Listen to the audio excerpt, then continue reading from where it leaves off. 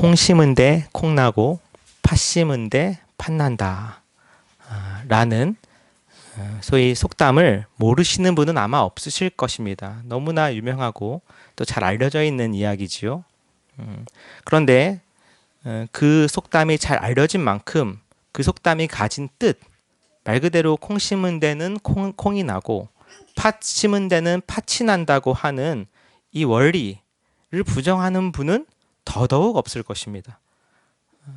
속담이 유명한 것 이상으로 그 원리는 우리에게 당연하게 받아들여지는 것 중 하나이지요. 그런데 참으로 놀랍게도 때로는 우리가 콩을 심어놓고 팥을 기대하거나 팥을 심어놓고 콩을 기대하는 경우가 있을 수도 있다고 성경은 말하고 있습니다. 더불어 오늘 그와 같은 참으로 이해 안 되는, 말도 안 되는 일이 특별히 교회 안에서나 특히 신앙인들이라고 하는 사람들 사이에서 종종 일어나고 있는 것을 볼 때 과연 나는 어떠한가 우리가 오늘 이 말씀을 통해서 되돌아보기를 원합니다. 우리가 5장에서 드디어 이제 갈라디아서의 마지막인 6장으로 접어들었습니다. 길지 않은 서신이지만 만만치 않은 서신이었습니다. 특별히 5, 6장에서는 바울이 우리에게 실제적인 행동 지침을 가르쳐주고 있는데요. 5장에서 6장으로 조금 더 구체화된다고 볼 수 있습니다. 특별히 5장에서는 우리가 잘 아는 성령의 9가지 열매, 개수가 중요한 것은 아니지만 어쨌든 9가지가 나왔으므로 이 9가지 열매의 삶을 살라는 것을 바울이 요구했어요.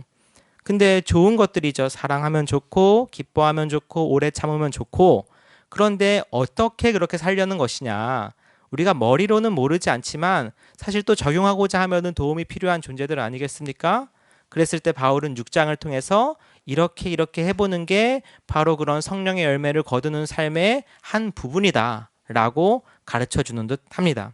사실 오늘 읽은 본문은 하나의 논리로 이렇게 꿰뚫어지거나 체계적으로 이렇게 나뉘어져 있지 않아요. 그래서 구조를 분석하기가 참으로 애매합니다. 모호하죠. 그래서 학자들마다 구조 분석한 게 다 다르고 어떤 학자는 구조가 아예 없다라고 얘기도 합니다. 조금 더 나가는 진보적인 학자는 이거 다 바울이 어디서 들어다가 들은 소위 경구들을 그냥 차례대로 나열해 놓은 것에 불과하다. 더 진보적인 학자는 그래서 이것은 바울의 글로 볼 수 없다까지 나갑니다. 그러나 우리가 성경을 그렇게까지 볼 수는 없고, 분명 바울은 이 6장의 오늘 읽은 본문을 통해서 우리가 성령을 따르는 삶 또는 성령의 열매를 맺는 삶을 어떻게 살 수 있는지에 대해서 모든 것은 아니지만 분명 하나의 예를 들어서 우리에게 도와주고 있다라고 볼 수 있습니다. 그래서 크게 1절에서 5절 또 그리고 6절 나머지 7절에서 10절 이렇게 크게 3가지로 나눠서 보면 그래도 저는 이 본문이 어느 정도 우리에게 분명하게 보여진다고 보는 편입니다. 한번 그럼 먼저 1절부터 같이 읽어보도록 하겠습니다. 시작. 형제들아, 사람이 만일 무슨 범죄한 일이 드러나거든 신령한 너희는 온유한 심령으로 그러한 자를 바로잡고 너 자신을 살펴보아 너도 시험을 받을까 두려워하라. 아멘. 자, 우리가 방금 읽은 이 1절에서 혹시 성령의 9가지 열매 중에 혹시 겹치는 또 다시 한번 반복되고 있는 단어가 하나 있다면 여러분 무엇일까요? 너희는 온유하라, 온유한 심령으로 라는 것이죠. 그러니까 온유하라라는 게 뭐냐, 우리 온유하고 싶죠. 온유해야 된다는 거 알죠. 근데 온유한다라는 건 뭘까라고 했을 때 이와 같은 예가 들어질 수 있는 겁니다. 더불어 아마 우리는 모르지만 바울과 갈라디아 교회의 교인들 사이에만 알았던 어떤 일이 있는 것 같아요. 이건 우리가 알 수 없습니다. 근데 그들 사이에 어떤 문제를 저지른 사람이 있고 그 문제를 소위 치리하는, 다스리는 방식에 대한 바울의 이야기일 수 있어요. 이건 우리가 더 이상 알 수 없습니다. 성경이 말하고 있지 않기 때문에. 근데 거기서 중요한 건 뭐예요? 온유라는 성령의 열매로 그를 다스리라는 거예요. 즉 뭐냐, 사람이 만일 무슨 범죄한 일이 드러나거든 우리 교회 공동체 안에서도 잘못할 수 있죠. 실수할 수 있습니다. 그것 자체를 무조건 비난하는 건 아니에요. 그냥 그것을 대놓고 계속 실수하고 고치려는 의도가 없을 때 그것이야말로 하나님 앞에 성령의 열매와는 거리가 있는 삶이라고 말하는 것이지, 우리가 성령의 열매를 맺으려고 성령의 인도함을 받으려고 살아가다가 실수하고 넘어질 수 있습니다. 이거는 분명히 나에게도 해당되는 문제지요. 근데 그러한 일이 발생했을 때 공동체는 어떻게 다스려야 되냐 하는 것은 신령한 너희는 온유한 심령으로 그러한 자를 바로잡으래요. 말이 좀 번역이 어렵게 됐죠. 다시 말하자면 신령한 너희라는 것은 너희는 성령을 받은 자로서입니다. 앞에서 계속 강조됐던 부분이죠. 성령이 너희 안에 있는 자로서 그러한 자를 바로잡는데 어떻게 바로잡아요? 온유한 심령이에요. 우리가 누군가를 치리하고 다스릴 때 가장 쉽게 갖게 되는 마음이 뭐냐면 이 교만한 마음입니다. 내가 너를 용서해 주겠다. 그리고 한마디로 나는 너보다 좀 나아 라는 식의 유혹에 흔들릴 가능성이 있어요. 그래서 우리는 뭔가 내가 남들보다 하나라도 나은 것이 있지 않을까 찾게 마련이죠. 그게 우리의 본성이에요. 본능이에요. 저도 그렇습니다. 작은 개척교회 하다 보면 여러모로 비교될 때가 많죠. 그러면서 그나마 나는 그래도 이게 저 사람보단 낫지 생각하려고 할 때가 솔직히 있다고요. 근데 그럴 필요가 없는 것입니다. 그냥 우리는 하나님께서 주신 이 귀한 성령의 인도함을 받는 삶을 따라 살아가는 것이죠. 그리고 우리에게 이미 주님은 십자가를 통해서 모든 것을 주신 거나 다름없어요. 그래서 우리가 그 십자가를 통한 성령의 인도함을 받게 되는 우리는 온유한 심령으로 정말 그를 향한 자비와 그리고 양선의 마음으로 다 포함이 되겠죠. 그러한 자를 바로잡는 거예요. 결코 교만과 우월의식에 사로잡혀서 하는 일이 아닙니다. 그러기 위해서는 또 한 가지 생각해야 될 것이 동시에 나 자신을 살펴보는 것이죠. 나 역시 이렇게 될 수 있다라는 거예요. 우리가 그토록 비난하는 사람을 어떻게 보면 나중에 나도 그와 같은 사람으로 똑같은 죄를 범할 수 있다라는 것입니다. 우리 종종 그런 경우 있지 않나요? 막 영화 같은 거 보면은 그렇게 비난하고 하던 사람을 자신이 언젠가 닮아가고 있는 경우, 그런 말이죠. 그런 것처럼 우리 역시 그럴 때마다 나 역시 이와 같은 연약한 존재임을 인정하며 나도 시험받을 수 있는 존재임을 인식하고 너그럽게 용서할 수 있는 것이 공동체에 필요하다라는 거예요. 특별히 1절에서 5절은 공동체에 주어지는 책임과 개인에게 주어지는 책임 두 가지로 나눠서 보시면 훨씬 더 이해가 쉽겠습니다. 그래서 2절에 너희가 짐을 서로 지라는 거예요. 이 1절의 문맥에서 이어질 때는 용서하는 것이 서로 짐을 지는 거겠죠. 그리고 좀 더 넓은 의미를 확장하면은 서로의 삶에 대해서 우리가 같이 기도해주고 그들을 위해서 함께 우리가 할 수 있는 것들을 해나가는 일이겠습니다. 그리하면 뭐가 이루어져요? 그리스도의 법이 성취되는 거예요. 자, 그리스도의 법이란 건 뭘까요? 이것에 대해서 뭐 학자들이 여러 가지로 이야기하지만 저는 아주 단순 명료하게 이야기할 수 있습니다. 그동안 우리 갈라디아서에서 계속 강조되었고 추구되었던 가장 중요한 하나의 가치가 있어요. 무엇입니까? 사랑이에요, 사랑. 예. 그러니까 그리스도의 법이라고 할 때는 여기서는 사랑이라고 하면은 전혀 이 문맥을 이해하는데 어색함이 없습니다. 즉 서로 그렇게 서로 짐을 짐으로써 또는 사랑으로 서로 종로로 탐으로써 그리스도의 법인 사랑을 우리가 행하게 되는 것이죠. 그중 하나가 온유한 심령으로 형제를 용서하는 것이었어요. 그 외에도 우리가 서로의 짐을 질 수 있는 여러 가지 다양한 삶의 형태들이 있겠죠. 그렇게 우리는 하나님의 법, 즉 그리스도의 법, 사랑으로 성취하는 것입니다. 그런데 이것은 공동체에게 주어진 하나님의 귀한 우리의 뜻이라면 그렇다고 해서 각자 개인의 삶은 또한 어떠냐라고 했을 때 바울은 3절에서부터 5절처럼 얘기하는 것이죠. 만일 누가 아무것도 되지 못하고 된 줄로 생각하면 스스로 속임이라. 즉 스스로 속이는 것에 대해서 바울은 여기서 경고하고자 하는데요. 한마디로 자기 기만입니다. 여러분 남을 속일 수도 있지만 자기 스스로를 속일 수 있다는 것을 알고 계십니까? 생각보다 우리가 많은 경우 신앙생활하면서 자신을 속이면서 신앙생활을 하고 있는 경우가 있을 수 있어요. 이 정도면 됐지, 이 정도면 나는 분명히 하나님의 기준에 합한 사람이야, 나는 분명히 하나님의 자녀로서 내 구원엔 아무 문제가 없어. 스스로 그렇게 확신하는 경우가 있을 수 있다는 거죠. 물론 그런 것도 중요하지만 분명한 것은 우리에게 주시는 하나님의 말씀은 성령을 따라 행하는 삶에 대해서 훨씬 더 경중을 울리고 있다는 것입니다. 자 보십시오. 무엇이냐? 4절에 각각 자기의 일을 살피라. 그리하면 자랑할 것이 자기에게는 있어도 남에게는 있지 아니하리니. 이 말씀 좀 어렵죠. 이 번역도 참 쉽지 않게 됐어요. 이건 제가 봤을 때는 최소한 의역이 좀 필요해요.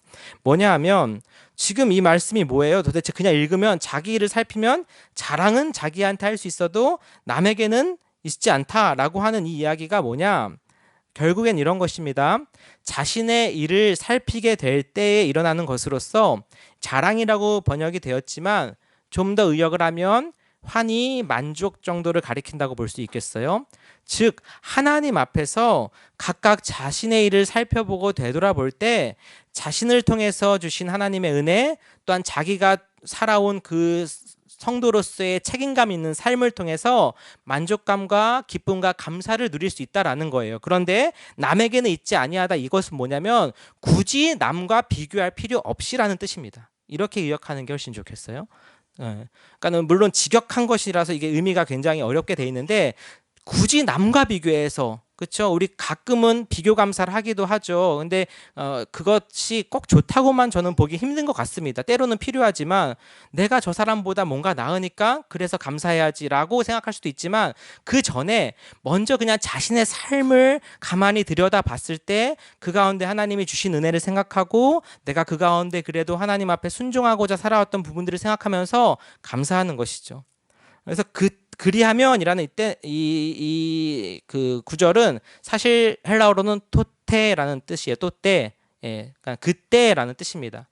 그래서 이 그때가 언제냐라고 했을 때 권영경 교수님은 이 그때를 아예 심판의 때로 이렇게 해석을 하셨어요.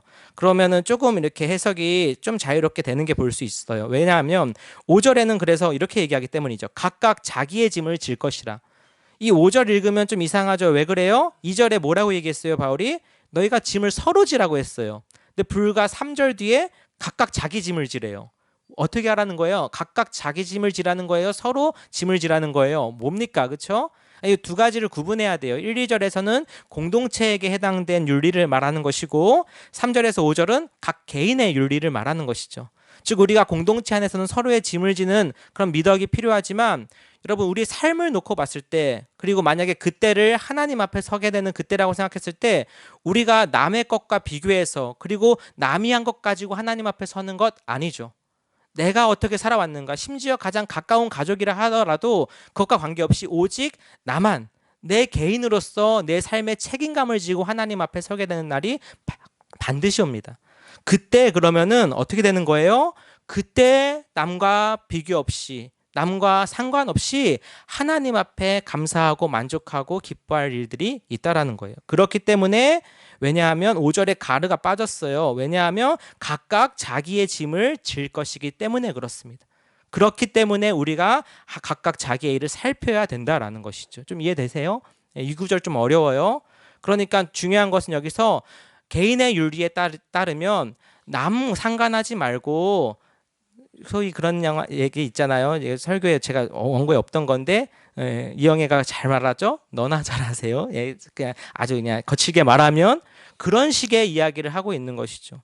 왜 그런가 하니, 우리 베드로도 어땠습니까? 요한이라는 제자가 예수님의 사랑을 참 많이 받았어요. 그래서 예수님 품 안에 많이 안겨 있었죠. 근데 예수님이 베드로를 향해서 마지막에 굳이 그렇게 좋은 얘기를 안 하셨어요. 너가 젊어서는 원하는 대로 다녔지만 나중에는 띠띠우고 예수님의 길을 가게 될 것을 얘기했는데, 베드로가 그 얘기를 듣고 기분이 그렇게 좋지 않았거든요. 그런데 더 얄미운 사람이 있어요. 누구예요? 예수님 품 안에 안겨가지고 계속 애교 부리고 있는 소위 요한이에요. 그래서 뭐라고 얘기합니까, 당장? 그럼 쟤는 어떻게 돼요? 쟤는 예수님한테 당장 그렇게 물어요. 우리의 본능이죠, 그렇죠? 예수님 뭐라고 얘기하세요? 너가 상관할 바가 아니고 너한테 주어진 길을 가라 했어요. 그러니까 우리가 굳이 비교하거나 상대화할 것 없이 하나님 앞에서의 내 삶을 책임지고 묵묵히 걸어가는 것이 중요한 것이죠. 그러할 때 우리가 자기 기만에 빠지지 않을 수 있다라는 것입니다. 이 자기 기만에 빠지는 사람들의 특징은 뭐냐면 끊임없이 남과 비교해요. 그래서 내가 저 사람보단 낫지라고 하는 우월감이나 스스로의 착각에 빠져서 스스로 자신의 안정감을 찾고자 합니다. 굉장히 위험한 것이죠. 오늘날 종교적으로 그럴 수 있는 가능성들이 참 많아요. 제가 이 예화 들까 말까 고민 참 많이 했는데 들도록 하겠습니다. 오늘 요즘에 굉장히 시끄러운 시대에 우리가 살고 있죠. 제가 집회 자체를 절대 문제 삼지 않겠습니다. 각종 집회에 참석하는 것은 우리 시민의 권리이자 자신의 의사의 중요한 표현이라고 생각해요. 거기에 대해서는 제가 어떤 말도 할 말이 없습니다. 설교 시간에는. 그런데 그 집회를 주동하는 한 소위 목사라고 하는 사람이 그 집회에 오지 않는다고 하는 사람들, 만약에 오지 않는다고 한다면 자신이 이렇게 해버리겠다고 한 말이 있어요. 그 말이 무엇인지 혹시 아시나요? 생명책에서 지워버리겠다라고 얘기했어요. 그것은 정말 하나님의 권위를 무시하고 모독하는 행위죠. 그럴 수 없는 것이죠. 거기에 뭐 오라고 얘기하는 것까지도 100번 양보해서 이해할 수 있다고 한다면 절대 해서는 안 되는 말 중에 하나였죠. 그것은 자신이 할 수 있는 말이 아니었습니다. 그런데 잘 생각해 보십시오. 그 말을 하는 사람이 나는 정말 하나님 앞에서 구원받을까? 내가 지금 과연 바르게 살고 있나? 라고 자신을 성찰하면서 성령의 인도함을 받는 삶을 살고자 노력할까요? 아니면 나는 분명하게 하나님의 일을 지금 너무너무 잘하고 있어. 그렇지만 고난의 길이야. 하지만 난 끝까지 십자가를 붙들고 가야지라고 하면서 열심히 하고 있을까요? 여러분 잘 아실 겁니다. 그게 자기 기만의 대표적인 예인 것이죠. 그런데 우리도 그런 자신을 속이는 일에 빠질 수 있다는 것을 놓치지 않아야 되는 것입니다. 그래서 각각 자신의 짐을 지고 책임감 있게 행하는 삶, 여기서 또한 성령의 능력이 이루어지는 것이죠. 여기에는 절제와 오래 참음과 같은 그런 미덕이 포함될 것입니다. 그리고 6절은 따로 떼어내서 생각해야 될 구절인데요. 한번 같이 읽어보겠습니다. 시작. 가르침을 받는 자는 말씀을 가르치는 자와 모든 좋은 것을 함께하라. 네, 아멘이시죠? 네, 아멘 해주시면 감사한데, 이 구절 참 우리 목사님들 좋아하는 구절이고, 저도 사실 이 구절을 굳이 뭐 조금 민망하긴 합니다만, 굳이 피하진 않고 말씀 나누겠습니다. 하나님 말씀 그대로 전해야 되죠. 여기서 특별히 가르침을 받는 자는 말씀을 가르치는 자와 라고 했을 때, 말 그대로 여러분이 지금 상황에서는 제가 말씀을 전하는 자가 되고 가르치는 자가 되고, 여러분이 때로는 가르침을 받는 상태라고 볼 수 있겠죠. 제가 지금 제일 중요한 저도 성도 중에 한 명이지만 제일 중요한 기능이 말씀을 전하는 기능 아니겠습니까? 그 기능으로서 여기 서 있는 것이지, 무슨 여기서 가장 뭐 권위 있는 사람으로 서 있는 건 아니에요. 권위가 있다면 말씀이 권위가 있는 것이지. 그런데 그 당시 고대 사회에서는 그런 가르침을 받는 사람들이 자신을 가르쳐주는 사람에 대해서 대체로 어떤 물질적인 보상을 해주는 것이 하나의 문화였습니다. 근데 놀라운 것은 바울이 그래서 그 당시에 많은 그 궤변가들이나 웅변가들하고는 굉장히 큰 차이점을 보였는데, 왜냐하면 바울은 그것을 거부했거든요. 그러니까 사실 바울이요, 이런 가르침을 주고도 자신이 어느 정도 그들에게서 물질적인 이익이라기보다 유익을 얻어도 괜찮아요. 아니, 어떤 의미에선 받아야 돼요. 근데 바울이 그것을 스스로 포기하죠. 왜요? 복음을 전하는 일에 아무런 장애가 없게 하려 함이라고. 저도 그런 바울의 그 목회의 사역 원리, 이것이 제 중심 연구 과제이기도 한데, 그것을 보고 저도 어떻게든 부단히 따라해 보고자 지금까지 그렇게 해오고 있어요. 자랑하는 거 결코 아닙니다. 그래서 지금까지 자비량으로 이 사역을 감당하고 있습니다만, 바울은 분명히 알고 있었어요. 가르침을 받는 자는 말씀을 가르치는 자와 모든 좋은 것을 함께 하라고요. 이 함께하라라는 단어는 코이노네오라는 단어인데, 코이니아 교제랑 비슷하지만 의미가 좀 다릅니다. 성경에서 어떤 때 주로 쓰였냐면, 성경에서 그렇게 얘기하니까 제가 말씀드릴게요. 주로 물질적인 것을 나눌 때 쓰였어요. 그러니까는 교회에서 이렇게 말씀을 가르치는 자에 대해서, 교회에서 그런 말씀을 가르치는 자에 대해 섬기고, 그리고 채우는 것은 사실 필요한 일들이죠. 그러나 그런 것들을 스스로 내려놓고 하는 것이 저는 오늘날에 정말 필요한 하나의 수단이자 방법이라고 생각하는 것이죠. 왜냐하면 특히 물질적으로 교회가 너무 타락했기 때문에 지긋지긋하거든요. 정말. 그렇기 때문에 바울처럼이라고 해서 조금이라도 더 하나님 앞에 합당한 말씀을 또 목회를 하고자 하는 것이 있는 것입니다. 그러나 여러분, 이런 경우에는 여러분들이 한번 생각해 보셔야 됩니다. 제가 그래서 어떻게 해서든 교회에서의 어떤 교회 목회와 재정을 분리시켜서, 소위 쉽게 말해서 당장 목회를 그만둬도 먹고 사는 데는 지장이 없을 그런 삶으로 제가 지금 살아가고자 노력하고 있고 그렇게 살고 있거든요. 근데 만약에 저희 가정이 어떤 문제가 생겼어요. 예상치 못한 사고나 어려움이 생겼다면 교회 공동체는 어떻게 해야 될까요? 도와주셔야 되는 거예요. 제가 말하면서 참 민망합니다만 성경의 원리가 그래요. 그랬을 때는 채워주셔야 되는 거죠. 근데 여러분 기도해 주십시오. 그런 일이 일어나지 않도록. 될 수 있는 한 저희는 정말 재정을 교회로부터 도움받지 않고 끝까지 바울처럼 살 수 있기를 기도하며 사실 몸부림치고 있어요. 그만큼 쉽진 않아요. 사는 게. 아내도 열심히 일해야 되고, 저도 이제 조만간 또 다시 복직을 해야 됩니다. 그런 상태에서 하나님의 말씀을 증거하는 것이 근데 또한 굉장히 자유로우면서 감사해요. 더불어서 여러분께서도 만약에 이 말씀이 생각나시면 또한 제가 다른 걸 요구하는 게 아니라 그냥 기도해 주시면 좋겠습니다. 네. 그리고 나머지는 이제 7절에서부터 10절이죠. 오늘은 특별히 이 7절에서부터 10절을 중점적으로 간단하게 나누고 마치도록 하겠습니다. 7절에서부터 10절을 같이 한번 읽어보고 이 말씀 나누겠습니다. 시작. 스스로 속이지 말라.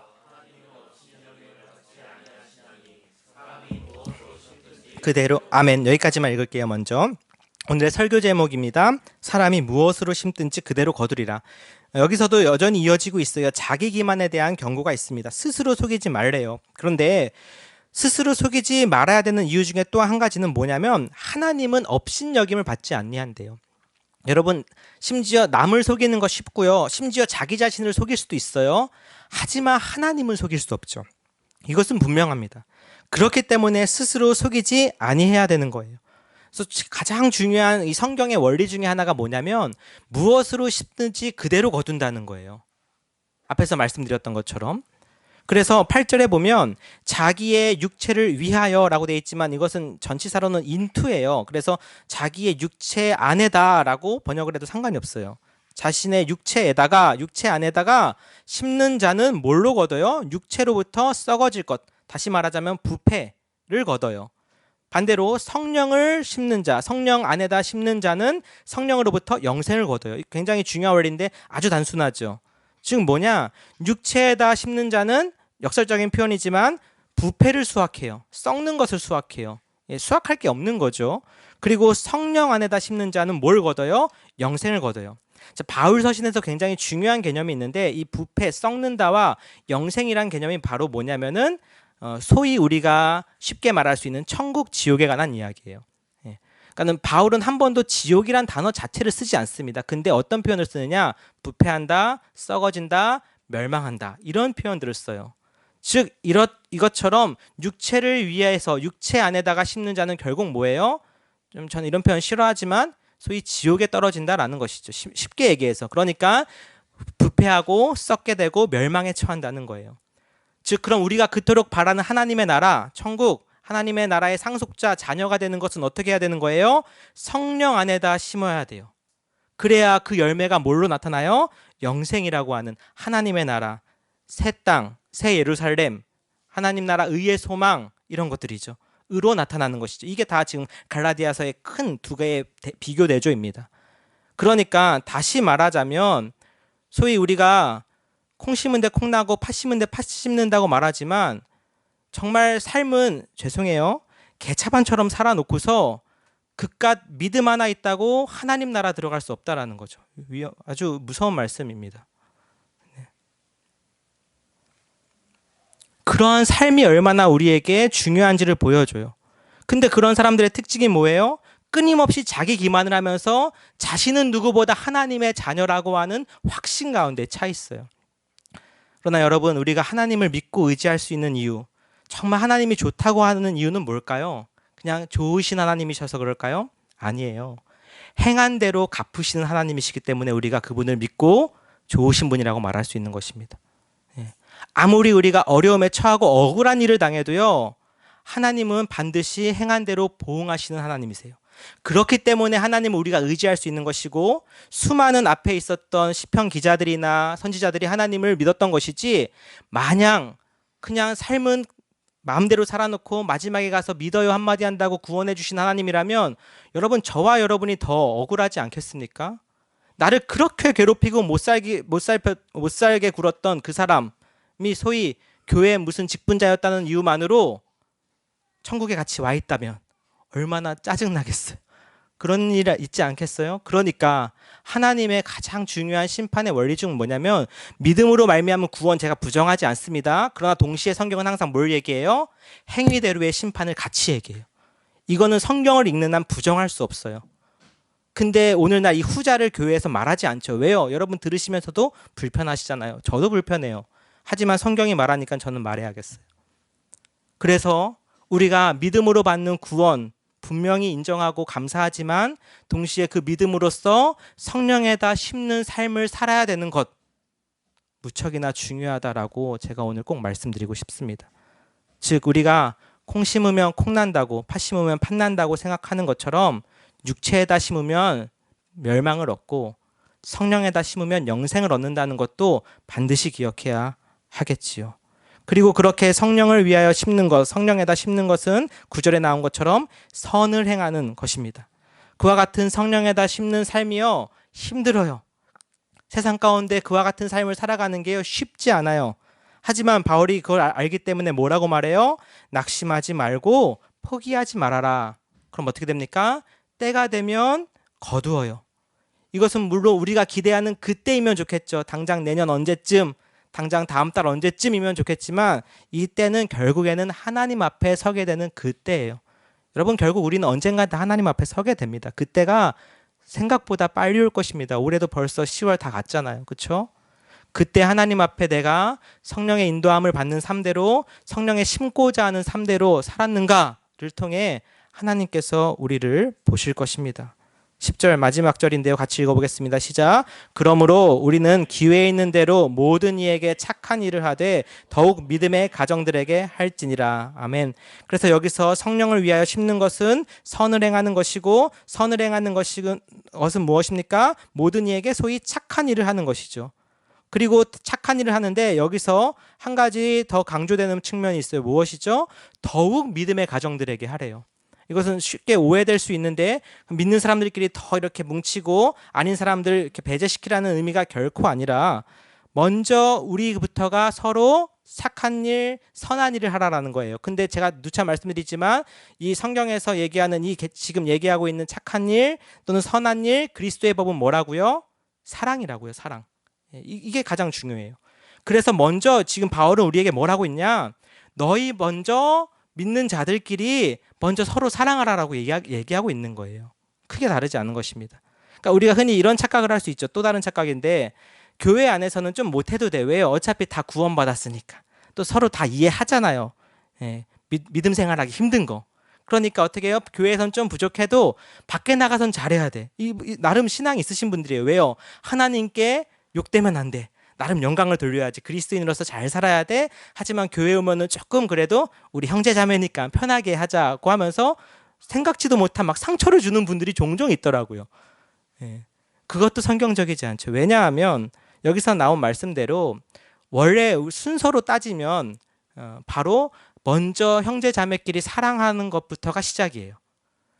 다시 말해 우리가 교회 안에서 하나님이 주신 형제 자매라고 하는 사람들조차도 사랑하지 못하면서 세상에 나가서 그들을 사랑하는 삶을 살 수 있어요? 없어요? 없어요. 이게 성경의 원리예요. 저도 마찬가지입니다. 목회자한테 주시는 그 말씀도 있어요. 뭐냐면 가정과 목회에 대한 이야기예요. 가정을 돌보지 못하는 자가 목회도 하지 못한다라고 얘기해요. 한때 한참 부흥하던 때에 우리 수많은 우리 존경하는 목사님들이 정말 죄송합니다만 거의 가정을 내팽겨치다시피 하고 목회에만 정말 집중하면서 정말 많은 교회들을 세우시고 부흥하셨던 때가 있었죠. 그 자체도 참 귀합니다만 저는 거기에 사실 동의하지 못해요. 만약에 그럴 일은 없겠습니다만 목회와 가정 중 둘 중에 하나만 선택하라라고 말하면 전 솔직히 가정을 택합니다. 가정을 돌보지 않으면서 어찌 목회를 다른 사람의 가정을 영혼을 돌보겠다고 말할 수 있을까요? 근데 감사하게도 하나님이 이 두 가지를 다 잘 감당할 수 있게 해주시고 계세요. 성도 여러분도 마찬가지입니다. 가정 안에서 먼저 하나님의 삶을 살고요. 또 우리가 교회 안에서 먼저 형제된 자매된 사랑하는 삶을 살아야 그 이후에야 또 세상에 나가서 사랑하는 삶, 그리스도의 삶을 살 수 있고 무엇보다 중요한 원리, 너희가 서로 사랑하면 이로써 뭐예요? 사람들이 너희가 그리스도의 예수의 제자인 줄, 내 제자인 줄 알 거라고 했거든요. 그거부터 시작인 것이죠. 그래서 저는 갑자기 말씀해서 죄송한데 우리 성도분 중에 한 분이 정말 이와 같은 삶을 너무 잘 살고 계시는 것을 들으면서 되게 뿌듯했어요. 뭐냐 하면 아직 가족분들이 교회에 안 나오세요. 그래서 먼저 신경 쓰시는 게 뭐냐면 물론 예배도 잘 드리시지만 바로 빨리 집에 가세요. 왜 집에 가시냐? 남편분 밥 해주셔야 된다고. 이게 복음을 사는 겁니다. 다른 게 아니에요. 저는 확신합니다. 기도하면서 그 남편분이 조만간 하나님을 믿게 된다. 예. 그러니까는 그럴 수 있죠. 하나님 일한다고 가정은 내팽겨치고 막 교회 와서 열심히 봉사하면 때로는 어떤 목사님들은 칭찬해요. 믿음 좋다고. 저는 그렇게 보지 않습니다. 먼저 우리가 그러한 삶을 살 수 있어야 되겠죠. 그리고 본을 보여야 될 수 있어야 되는 것입니다. 사랑하는 성도 여러분, 하나님께서는 분명 우리에게 믿음으로 말미암은 놀라운 구원의 은혜를 주셨습니다. 그리고 그 은혜 가운데 여러분 여기 계신 줄 믿습니다. 저는 여러분이 그런 하나님의 자녀라고 믿습니다. 그러나 동시에 우리가 하나님께서는 우리가 심은 대로 갚으시는 분이라는 것을 가지고 위로받으시길 바랍니다. 혹여나 억울한 일이 있더라도 하나님이 갚아주실 것입니다. 그러나 동시에 그 말이 또한 우리를 두렵고 떨게 하는 말씀이 되기를 또한 바라요. 그래서 내가 과연 하나님 앞에 바르지 못한 삶을 살았을 때 책망받을 수 있다라는 것이죠. 물론 이것을 가지고 한두 가지 잘못하고 실수한다고 여러분 구원이 없어지거나 탈락하거나 이런 신학적인 문제 얘기 드리는 게 아닙니다. 우리의 구원은 기본적으로 안전해요. 제가 마지막으로 안심시켜 드릴게요. 다만 우리 삶의 방향성을 얘기하는 거예요. 과연 어떠한 방향성을 갖고 여러분 살고자 하십니까? 하나님 믿는다고 하면서 끝까지 육체를 따라 살고 육체에다 심는 삶을 살면 당연히 그 마지막은 멸망이어야 하는 거예요. 하나님의 나라에서.